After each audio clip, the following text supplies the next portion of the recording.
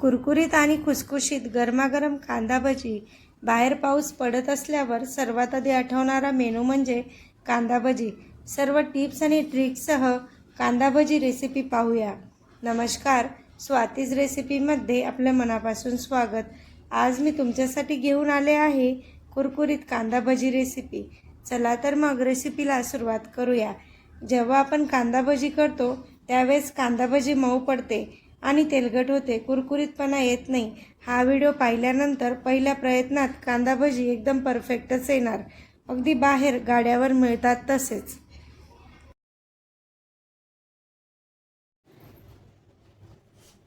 सर्वात आधी 5 कांदे घेतलेले आहेत.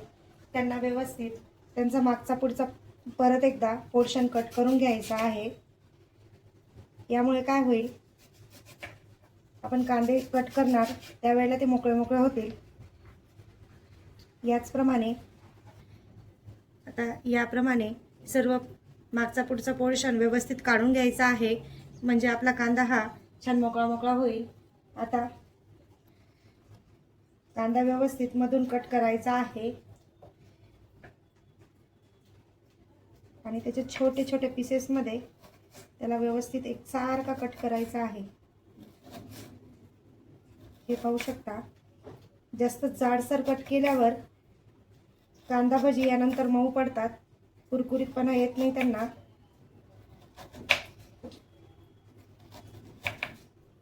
हे पाहू शकता.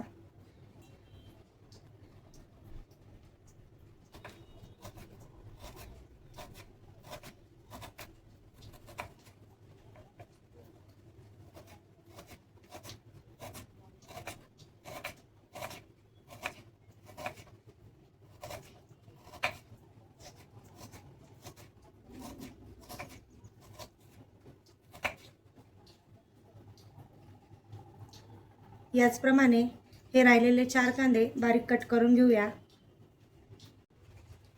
आता याचप्रमाणे कांदे हे एकदम लांब आणि पतले कट करून घेतलेले आहेत. जास्त पतले कट करायचे नाहीत. हे पाहू शकता. याप्रमाणे कांदा हा कट करायचा आहे. आता एका मिक्सिंग बाउलमध्ये आपण हे कांदे टाकून घेतलेले आहेत. आता यामध्ये 1 चम्मच मीठ टाकायचं आहे आणि 1 छोटा चम्मच चटणी टाकायची आहे आणि हे सगळं हाताने व्यवस्थित सर्व कांद्यांना लावून घ्यायचं आहे. त्यामुळे काय होईल, आपले कांदे हे मोकळे मोकळे होतील.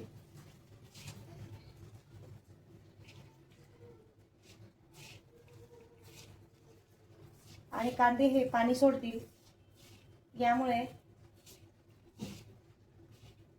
वरून पाण्याची गरज पडणार नाही. या छोट्या छोट्या गोष्टी फार महत्त्वाच्या आहेत. हे पहा, कांदे छान मोकळे मोकळे झालेले आहेत. याचप्रमाणे या टिप्स फॉलो करायच्या आहेत. हे पाहू शकता. कांद्यांना छान मॉइश्चर आलेला आहे.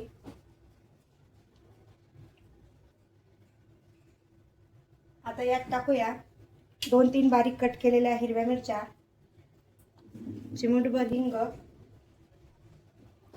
हिंग यामुळे फ्लेवर छान येतो आणि हिंगामुळे पचायलाही मदत होते.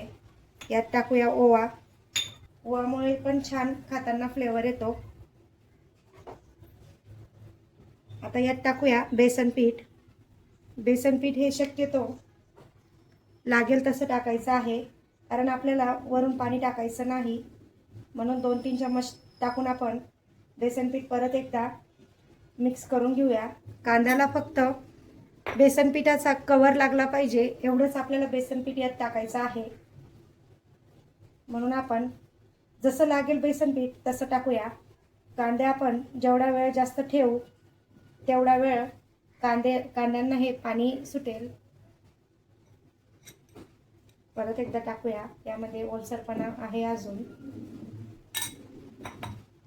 एकदमच बेसन पीठ टाकायचं नाही. बेसन पीठ हे थोडं थोडं करूनच टाकायचं आहे. आता कांदा भजीला कुरकुरीतपणा येण्यासाठी टाकूया यात 2 चमचे तांदळाचं पीठ.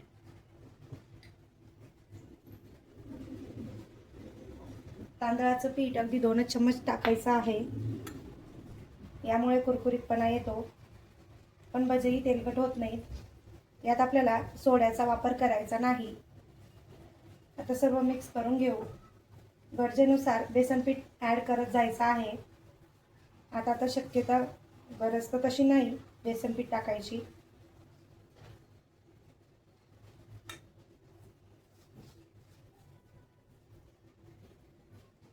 आता यात टाकूया कोथिंबीर. हेही मिक्स करून घेऊया छान. आता हे जेवढं कोरडं दिसतंय 5-1 मिनिटात याला अजून मॉइश्चर येईल आणि हे मिश्रण ओलसर होईल आपलं.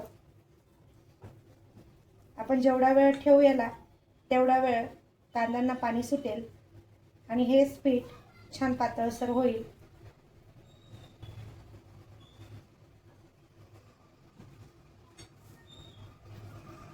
आता थोडा वेळ पीठ तसंच राहू देऊया 5 ते 10 मिनिटं. आता या पिठामध्ये टाकूया गरम तेल. गरम तेल टाकून हे पीठ छान मिक्स करून घ्यायचं आहे.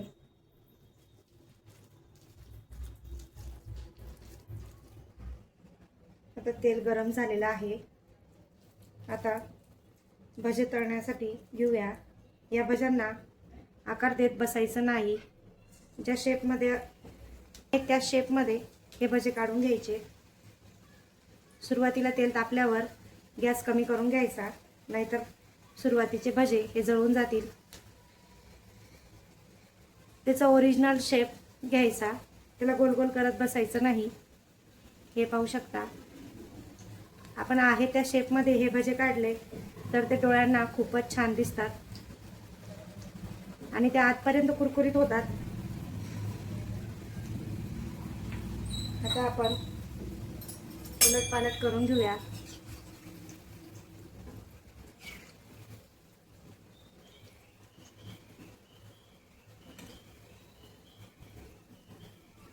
गॅस कमीच ठेवायचा आहे.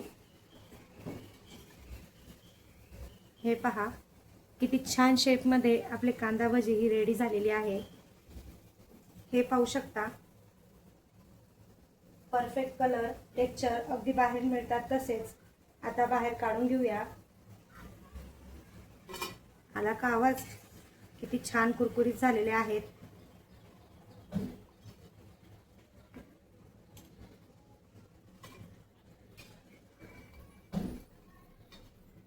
सेकंड बॅच ही तशीच काढून घेऊया. आहे त्या आकारात भजे टाकायचे आहेत.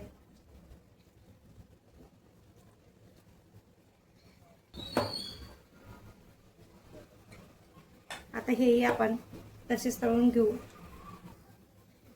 हे पहा दुसरी बॅच ही तळून झालेली आहे. हे पहा आपली कांदा भजी किती कुरकुरीत आलेली आहे. तुम्ही आवाजही पाहू शकता. हे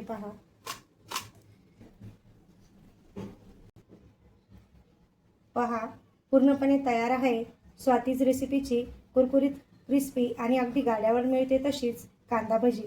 ही रेसिपी कशी वाटली कमेंट करून नक्की सांगा. व्हिडिओ आवडल्यास लाईक करा, शेअर करा आणि आपल्या स्वातीज रेसिपी चॅनलला सबस्क्राईब करा. पुन्हा भेटूया नवीन रेसिपीसह. धन्यवाद.